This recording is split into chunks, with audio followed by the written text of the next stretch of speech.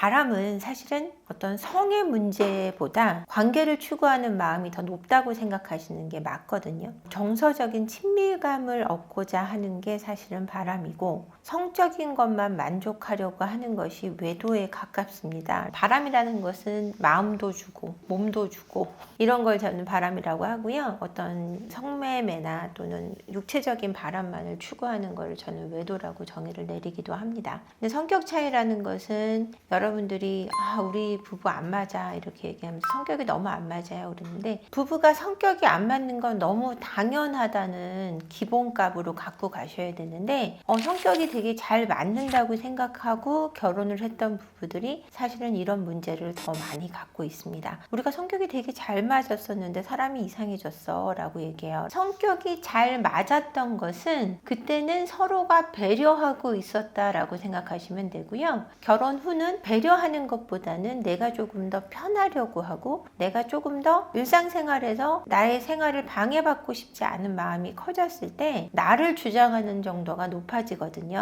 주장하는 크기가 커집니다. 그러다 보면은 성격이 안 맞아 라고 얘기를 하게 되시는 것 같아요. 근데 성격은 기본적으로 어릴 적의 환경, 그 다음에 살아온 정서, 이런 것들이 어릴 적 살아온 환경의 어떤 가치관의 차이, 이런 것들로 인해서 성격이 맞을 수 없다는 게 기본이라는 걸 여러분들이 알고 가셔야 될 것 같아요. 이 성격 차이라는 건 반드시 극복해야 되냐? 성격 차이는 조금 극복이 돼야 되는 부분이 아닐까 합니다. 서양 속담에 이런 얘기가 있어요. 결혼을 한다는 거는 한 화분에 두 개의 나무를 심는 것과 같다 그랬어요. 한 개의 화분에다 두 개의 나무를 이렇게 심어 놓으면은 뿌리가 자리 잡는단 말이에요. 뿌리가 잘 자리 잡아야 두 그루가 다 똑같이 같이 잘 크는데, 이 뿌리를 내릴 때 저쪽 사정을 보고 뿌리를 내리는 게 아니에요. 내 사정대로 뿌리를 내린단 말이에요. 내가 뻗어가고 싶고 내가 잘 생존할 수 있는 방향으로 뿌리를, 중심을 잡아서 잘 내리고 싶어 하는 게 우리가 살아가는 우리 삶의 모습이기도 하거든요. 뿌리가 뿌리를 건드리고, 옆에 나무의 뿌리를 건드리고 내 자리를 찾기 위해 자꾸 노력을 한단 말이에요. 결혼은 이거랑 똑같아요.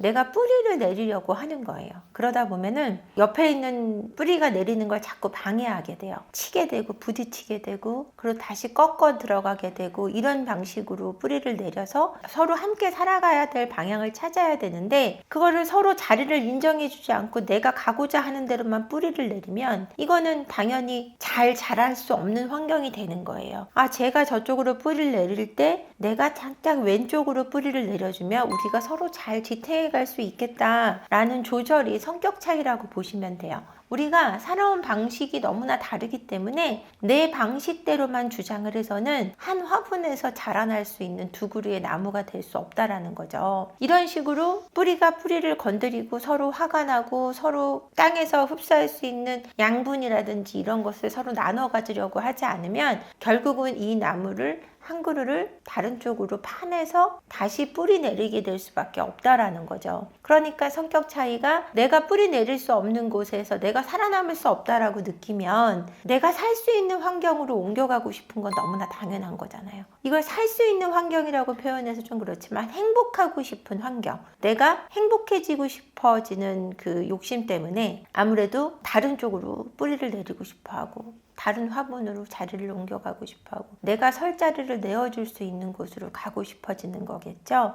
결국은 그 뿌리 내리는 방식은 내가 결정을 하는 거고, 내가 그것을 얼마나 수용하고 받아들이고 나를 얼마나 수용할 수 있게끔 해주느냐도 결정이 되는 거기 때문에 결국은 나의 문제이기도 한 바람이기도 하지만, 그것을 잘 조합해서 서로 뿌리 내릴 수 있도록 인정해주고 내 자리를 내어줄 힘이 있다면 건강하게 결혼 생활을 할 수 있다는 말씀을 해드리고 싶어요. 내가 생각하는 방식이 저 사람이 나와 같을 수 없다는 다름의 차이를 인정한다는 것. 제가 상담을 하면서 이런 말씀을 드리면, 알죠. 우리가 틀린 게 아니고 다르다는 거 알아요. 라고, 하지만 라고 또 붙어요. 이게 하지만이 결국은 그 다름을 인정할 수 없다는 얘기를 하고 계시는 거예요. 그러니까 이런 말씀을 제일 많이 하시죠. 아니 나는 안 그런데, 나는 그렇게 생각하지 않는데, 이런 말씀을 많이 하시는데 그것 자체가 나와 같지 않을 수 없다는 것을 인정하지 못한다는 얘기 같거든요. 나와 같지 않다, 나와 같을 수 없다라는 걸 인정하는 것, 인정하지만 나라면 안 그랬을 것 같다라는 생각을 한다고 해요. 그러면 나와 같아야 된다고 주장하고 있는 거랑 같은데 그걸 그렇게 생각하지 않으시고 그냥 조금 나처럼 생각해 줬으면, 나처럼 받아들이고 나처럼 행동해 줬으면 하는 생각을 놓지 못하시는 데서 성격 차이가 크게 발생을 하는 거고, 그 성격 차이가 정서적인 차이를 만들고, 이 정서적인 차이가 관계를 멀어지게 하고, 내가 좀 관계 속에서 찾는 정서적인 안정감을 어디서든 찾으려고 한다라는 거죠. 사람의 정신세계에는 각자 가지고 있는 사랑의 언어가 있습니다. 그러니까 사랑을 채우고 싶어하는 주머니가 있다고 생각하셔도 거짓말이 아니에요. 사랑이라는 정의를 어떻게 저는 생각하냐면, 제 사랑의 언어는 시간을 함께 보내는 것으로 정의 내리고 있어요. 나와 같이 하고 싶어하는 사람은 나를 사랑하는 거고, 그렇지 않은 사람은 날 사랑하지 않는 거다 라고 생각하는 부분이 있거든요. 이건 근데 저만의 사랑의 언어지, 제가 사랑하는 누군가가 갖고 있는 정의하고는 다를 수 있어요. 제가 사랑하는 누군가는 짧게라도 함께 있으려고 하는 노력, 그것이 사랑일 수 있는데, 저는 많은 시간을 함께 보내주는 것이 사랑이라고 생각하거든요. 이런 걸로 저희 애들 아빠랑 많이 부딪혔었죠. 애들 아빠는 바쁘고 저는 바빠도 오래 가족하고 지내야 된다라고 주장하는 편이거든요. 사랑의 언어가 다르다 보니까 많은 그 갈등이 있었던 것 같아요. 그러니까 갈등이라는 게 별게 아니라, 그 사람은 한다고 하는데도 나를 행복하게 할 수 없고, 나는 그 사람이 하는 만큼이 성에 차지 않고, 이런 갈등 속에서 성격 차이가 많이 벌어졌던 건 아닌가라는 생각을 해봅니다. 여러분의 사랑의 언어는 어떤가요?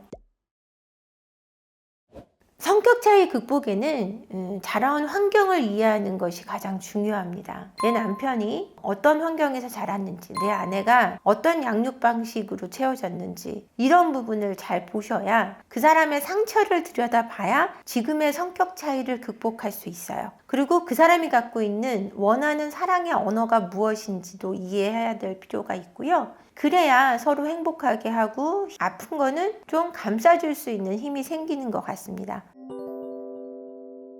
성격 차이가 당연하다는 기본을 알고 계시면 성격 차이 때문에 그렇게 화가 날 필요가 없어요. 기본적으로 우리는 다르게 태어났고 다르게 자라왔기 때문에 성격 차이가 없는 부분은 없다라는 게 제 소견입니다. 그러다 보니까 여러분들도 내가 남편과 아내와 성격 차이가 있다면, 이게 극복해야 되는 문제고 해결해 가야 되는 문제지, 전혀 이거는 여지가 없다, 앞으로 개선될 여지가 없다라는 식으로 결론을 내리지 않으셨으면 좋겠어요.